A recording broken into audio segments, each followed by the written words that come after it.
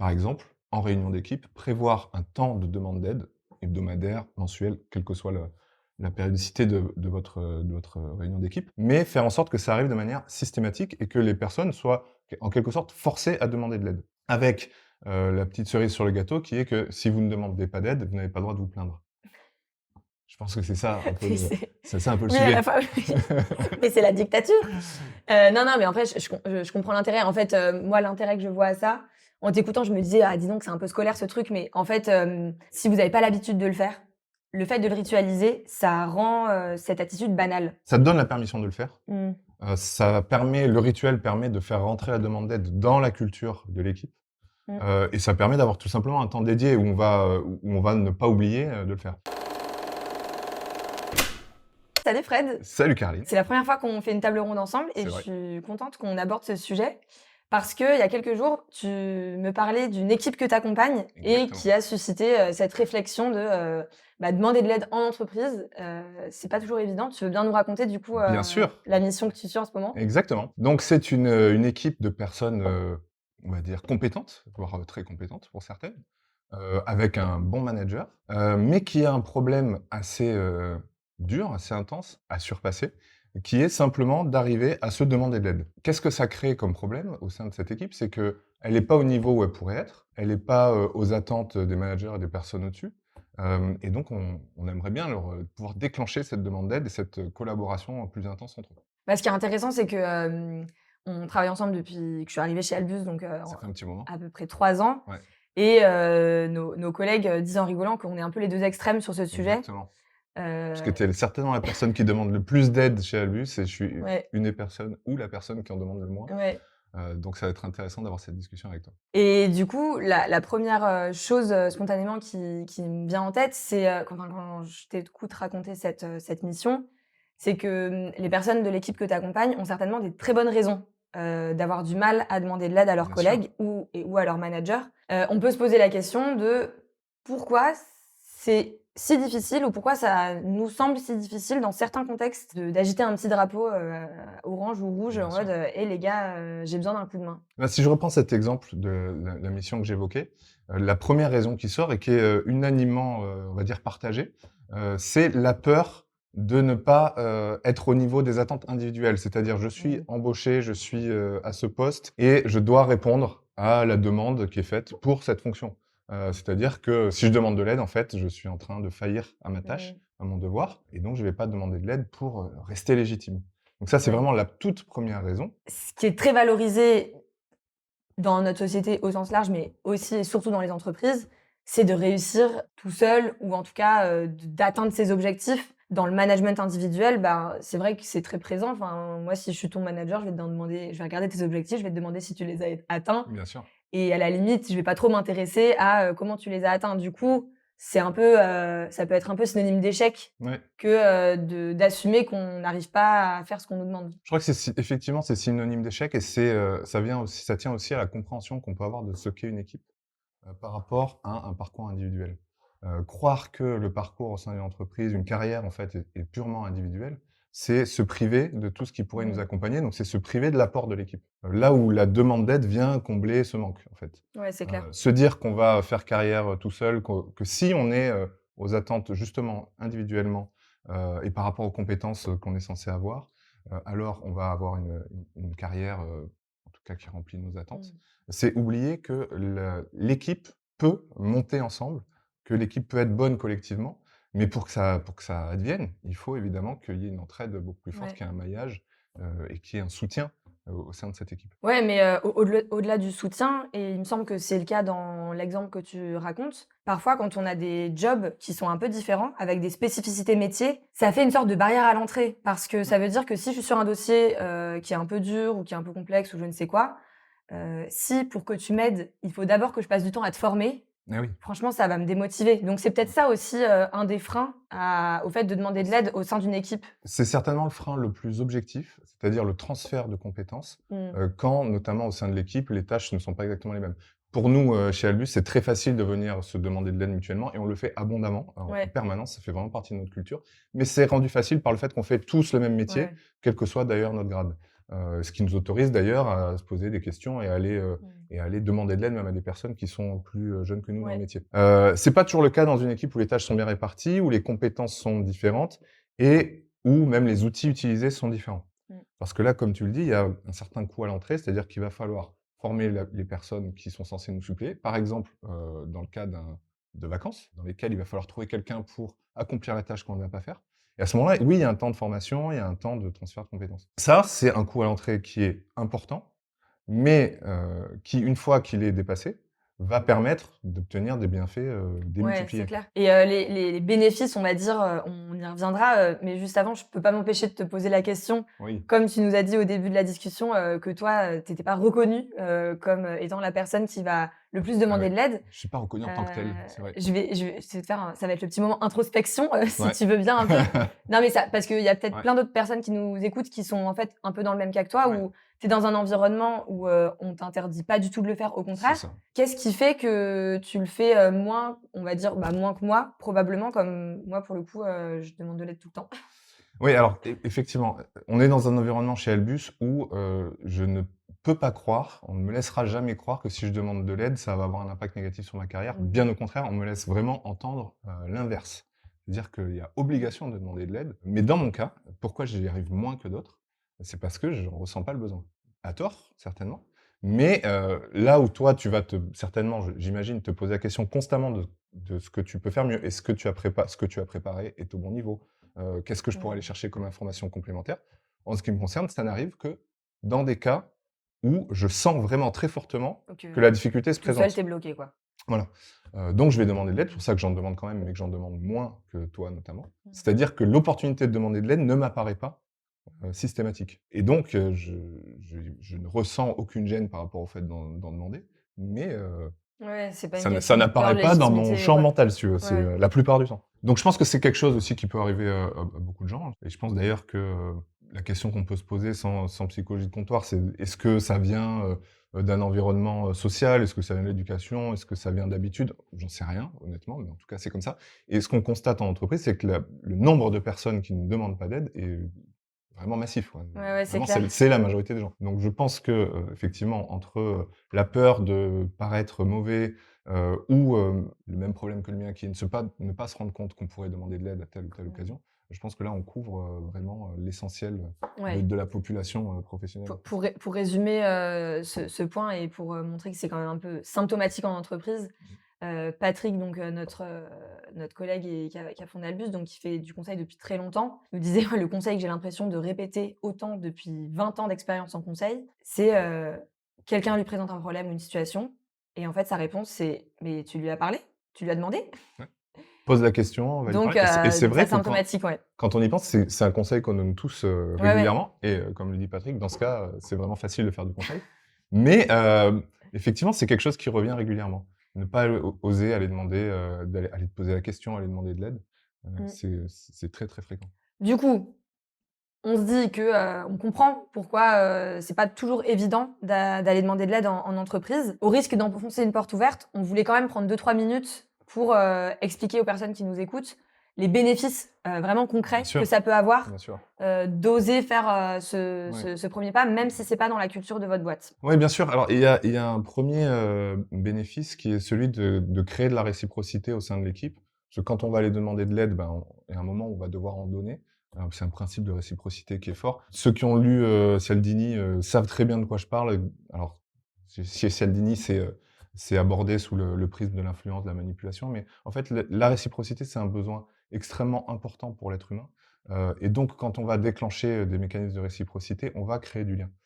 Ça existe dans toutes les sociétés, traditionnelles ou même dans toutes les sociétés, partout dans le monde. Il y a des exemples hyper connus de construction de maillage social extrêmement fort grâce à la réciprocité. On parlait, avant de préparer cette émission, de, la réciprocité créée dans les sociétés mélanésiennes grâce à des échanges de cadeaux.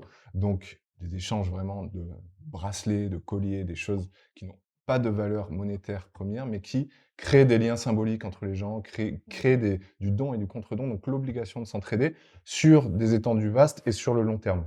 Si on arrive à faire ça dans ces conditions, des conditions assez adverses, où il faut aller prendre un bateau pour aller apporter un cadeau à quelqu'un, je pense qu'on peut le faire dans une entreprise, simplement en créant de la réciprocité, par la demande d'aide. Ouais. C'est un maillage qui est simple à faire et qui va permettre à l'équipe vraiment de, devenir plus forte, heu, en créant des liens forts entre les gens et en créant une communication constante.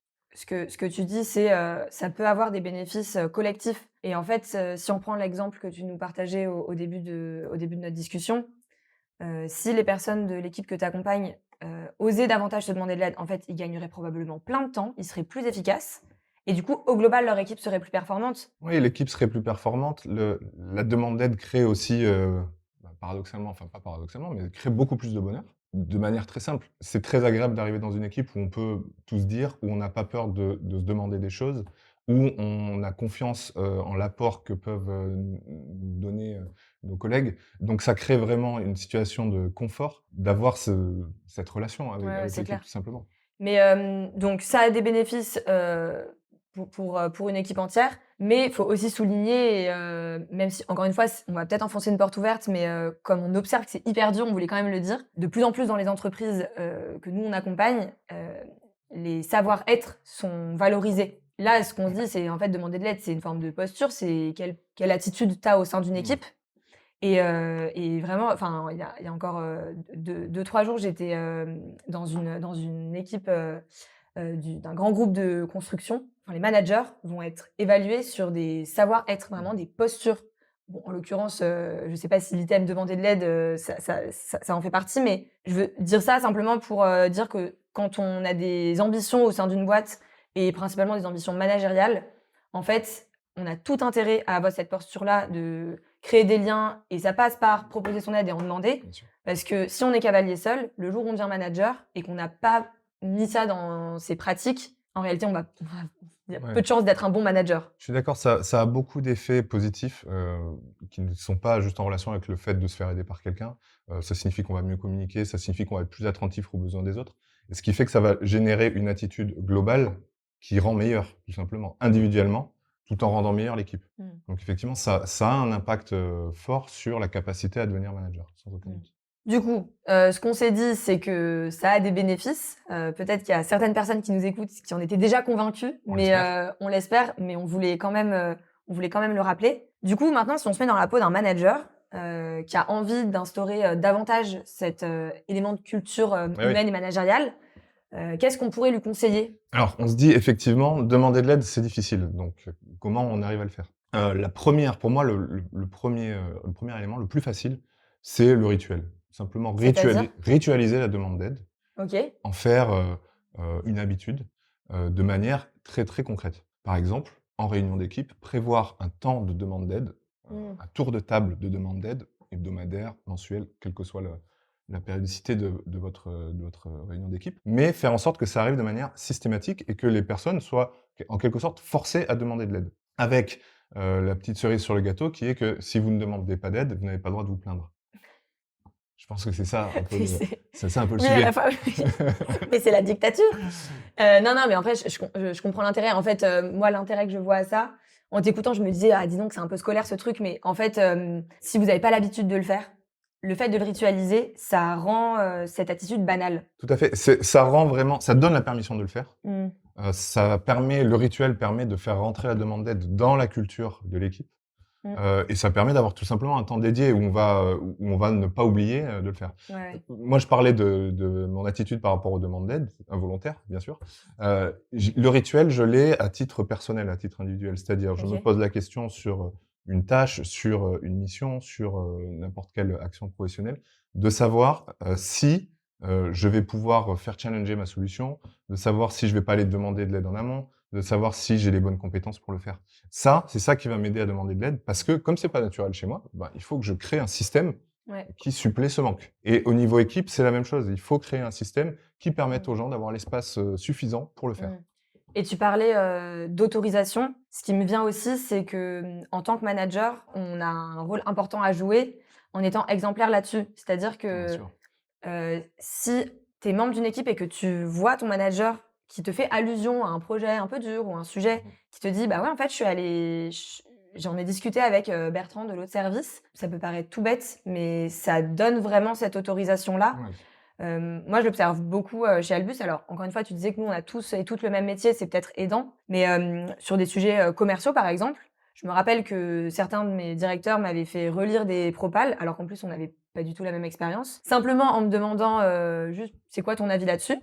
Et en parallèle, j'entends certains de mes managers ou directeurs dire explicitement: «Pour aller à ce rendez-vous commercial, j'ai demandé son avis à telle ou telle personne» et en fait, même si c'est un dossier ou un sujet sur lequel moi je suis pas impliquée, en fait, ça nourrit le fait que c'est normal et c'est banal de demander de Ouais, l'aide. ça détend vraiment par rapport à ce Mmh. sujet qui peut être un peu sensible pour certains, de se dire que ça fait Ouais, partie de la culture d'entreprise et tu as raison de souligner le fait que ça doit venir du manager. ouais, ouais et L'employé de inversement, pardon, je me vas-y. je me remémore un truc où, à l'inverse, enlevez la phrase de votre vocabulaire si vous êtes manager, s'il vous plaît, le fait de, «Je veux bien qu'on me pose des questions, mais pas 2 fois la même». Alors ça, il y a rien de mieux pour, en Bien fait, sûr. brider les équipes et oui, on comprend que c'est pas très agréable d'avoir l'impression de parler dans le vide, mais en réalité, si on veut vraiment donner l'autorisation, bah, faites-le jusqu'au bout et Ouais. probablement que si une personne vous pose 2 fois la même question, bah, c'est peut-être qu'elle a réellement pas compris. Mais évidemment, Donc ça va être très difficile aussi pour le manager quand il doit donner l'exemple, quand il doit dire à quel moment il a demandé de l'aide. Alors, est-ce qu'il faut le faire à 100 on peut se poser la question, mais en tout cas, il faut le faire à des moments, intéressants pour, stimuler l'équipe. C'est une mise à nu pour le manager, c'est une mise en danger, c'est, un changement d'habitude, c'est accepter un peu de perdre le contrôle parfois, donc ça demande beaucoup de courage. Mais évidemment, l'impact va en être, d'autant plus grand. Nous, c'est ce qu'on demande souvent aux managers, hein, se lâcher prise, un peu se laisser aller, le fait de laisser, l'équipe fonctionner. Là, spécifiquement sur la demande d'aide, ça peut renvoyer aussi à des insécurités personnelles, donc il y a vraiment à se forcer à un moment pour arriver à le mmh. mettre en place.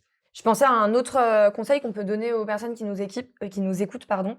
C'est une autre forme de rituel, c'est, le fait de faire des sessions de co-développement. Donc Mmh. ça se voit de plus en plus dans les équipes, mais enfin dans les entreprises. Mais j'ai assisté il y a 2 jours à vraiment une session de co-développement lors d'un séminaire, Mmh. animé par des clients que j'accompagne chez DMBP et donc que je salue d'ailleurs, c'est Christophe et Laura et donc je parle spécifiquement de Laura aussi, il y avait un autre groupe qui était animé par, une autre personne qu'on a vue sur cette chaîne qui est Hélène Subrimont. Donc le co-développement, c'est quoi? C'est quelqu'un vraiment c'est, pile poil dans notre sujet, Ouais. c'est j'ai un problème ou un sujet que j'arrive pas à traiter seule, j'arrive dans la pièce, je me propose mon sujet à d'autres personnes autour de la table et normalement, au bout d'un temps qui est assez, timé, environ 1 heure, je ressors de la pièce avec des nouvelles idées ou des nouvelles propositions pour Ouais. régler mon problème. Et moi, ce que j'ai vu, du coup, il y a 15 jours il y a 2 jours, pardon, d'un séminaire, c'est que c'était des gens qui avaient pas trop l'habitude de faire ça. Je Mmh. crois que le dernier codef qu'ils avaient fait, c'était 1 an, auparavant et en fait, la RH, donc Laura qui l'animait, le faisait de manière très rythmée et du coup, ça donnait un cadre qui, de l'extérieur, peut paraître un peu scolaire, mais qui, en fait, était hyper aidant pour le groupe. Donc, il y a d'abord un temps de présentation du sujet, ensuite de questionnement, puis de proposition de réponse et à la fin, la personne qui a mis son sujet sur la table choisit un peu, les pistes qu'il a envie de tester et franchement, le fait de créer ce cadre, je l'ai vu, du coup, vu que j'ai assisté à ce moment-là. Déjà, dans le contenu, ça a vraiment aidé la personne, je crois, parce qu'elle est ressortie avec des trucs, très, très concrets à mettre en Mmh. place. En l'occurrence, c'était un sujet, d'ordre managérial, donc l'avantage, c'est que c'était partagé par tout le monde. Et puis, le 2e truc que j'ai observé, c'est que, c'était très gratifiant pour les personnes du groupe parce que sentir que ce qu'on dit, ça peut éclairer quelqu'un ou ça peut l'aider, en fait, c'est hyper valorisant. Ouais, tout à fait. Tout à fait et c'est intéressant, ça revient aussi à ce qu'on disait sur les rituels, c'est-à-dire que puisqu'on n'y arrive pas naturellement, on met du cadre et ce cadre, il est, Ouais, c'est finalement assez ça. libérateur parce qu'il oblige les Mmh. gens et il laisse de l'espace aux gens pour, pouvoir faire cette demande d'aide.